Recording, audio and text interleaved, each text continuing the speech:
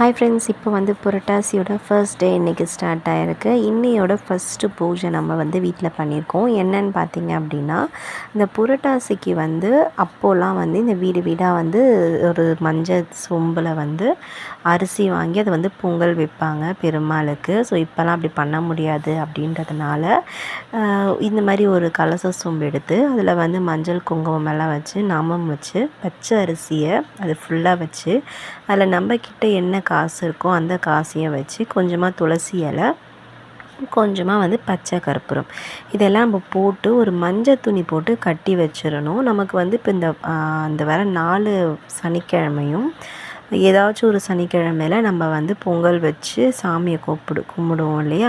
So அந்த time அதை எடுத்து நம்ம வந்து சாமி கும்பிட்டுக்கலாம். அந்த அரிசியை வந்து நம்ம பொங்கல் வச்சு சாமிக்கு வச்சிடலாம்.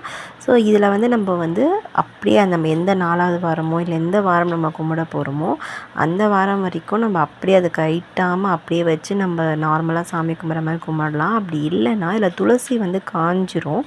ஸோ அதை வேணால் நம்ம எடுத்துட்டு திருப்பி நம்ம துளசியை வந்து சேஞ்ச் பண்ணி வச்சுக்கலாம். ஸோ இன்றைக்கி வந்து மஞ்சள் துணியை வச்சு கட்டி நான் வந்து பச்சரிசி வந்து எடுத்து வச்சுருக்கேன்.